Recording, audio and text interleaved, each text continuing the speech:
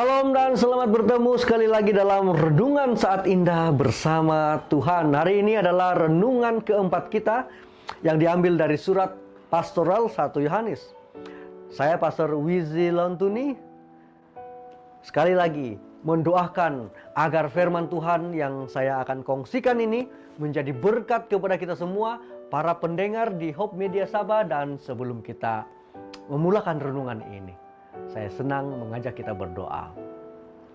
Bapa kami yang ada di surga, ambillah tempatmu untuk berfirman kepada kami.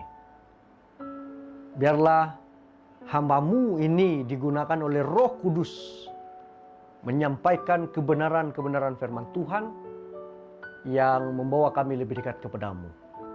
Terima kasih Tuhan, memberkati kami. Dalam nama Tuhan Yesus saya berdoa. Amin. Firman Tuhan kita pada hari ini adalah 1 Yohanes 2 ayat 7 sampai 11. Saya akan bacakan firman Tuhan ini, saudara dan saudariku. Mengatakan seperti ini. Saudara-saudara yang kekasih, bukan perintah baru yang kutuliskan kepada kamu, melainkan perintah lama yang telah ada padamu dari mulanya. Perintah lama itu ialah firman yang telah kamu dengar. Namun perintah baru juga yang kutuliskan kepada kamu telah ternyata benar di dalam Dia dan di dalam kamu.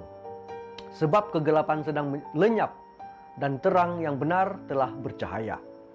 Barang siapa berkata bahwa ia berada di dalam terang tetapi ia membenci saudaranya, ia berada dalam kegelapan sampai sekarang. Barang siapa mengasihi saudaranya, ia tetap berada di dalam terang, dan di dalam dia tidak ada penyesatan. Tetapi barang siapa membenci saudaranya, ia berada di dalam kegelapan dan hidup di dalam kegelapan. Ia tidak tahu kemana ia pergi, karena kegelapan itu telah membutahkan matanya. Saudara dan saudari, kasih kita kepada saudara seiman adalah bahagian yang tidak boleh dipertikaikan dalam iman Kristen. Kalau kita katakan kita ini Kristen, kita harus dan sepatutnya mengasihi saudara seiman kita. Jika seseorang mengaku beriman tetapi tidak mengasihi saudaranya seiman, orang seperti itu belum benar-benar bertobat. Masih lagi ada dosa yang dia tidak akui. Jadi belum bertobat sepenuhnya. Cinta mungkin lebih kuat atau lebih lemah, atau kasih lebih kuat atau lebih lemah. Ya, mungkin kadang-kadang lebih banyak cinta itu, kasih itu, ataupun kurang konsisten. Tetapi jika penukaran telah berlaku, ia akan hadir. Maksud saya penukaran di sini adalah kalau orang itu telah bertukar ataupun telah beralih kepada kehidupan yang beriman kepada Yesus, cinta itu akan hadir di dalam dirinya.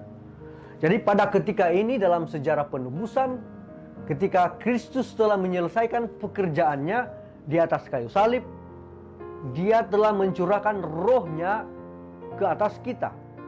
Dan Dia terus membuat syafaat, doa syafaat bagi kita semua. Dan kekurangan kasih sayang di kalangan orang percaya amat tidak dapat dimaafkan.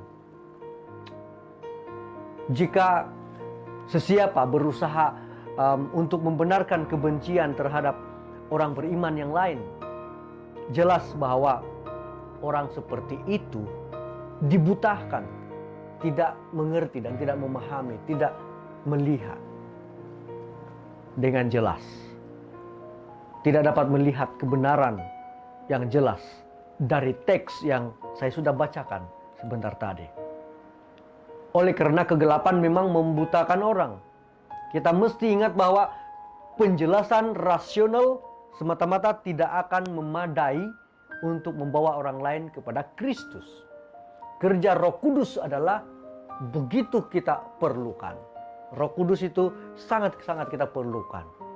Jadi tugas kita ialah menyampaikan Injil. Tetapi hanya Tuhan yang boleh membuka mata yang buta. Penggunaan dalam ayat tadi, yang dikasihi oleh Yohanes adalah pengajaran. Walaupun perkataan yang dikasihi bagi banyak orang telah menjadi convention yang terlalu digunakan di dalam kehidupan orang-orang yang kuno, yang pada zaman dahulu, kita tidak boleh kehilangan kepentingan pastoral untuk berbicara kepada umat Tuhan dengan cara yang kerap menegaskan kasih kita dan kasih Tuhan kepada mereka. Jadi pastor, pendeta khususnya boleh belajar daripada teladan Yohanes dengan bercakap dengan orang-orang di bawah jagaan mereka dengan cara yang menjelaskan kasih sayang pastor-pastor kepada umat Tuhan itu. Atau mungkin juga menegur anggota-anggota gereja kita. Saudara dan saudari yang saya kasihi, kita akan mengetahui lebih banyak lagi tentang surat 1 Yohanes ini apabila kita mengikuti renungan saat indah bersama Tuhan hari demi hari. Semoga kita berjumpa lagi di hari yang seterusnya. Tuhan pasti memberkati saudara dan menyertai Anda kemanapun Anda pergi. Amin.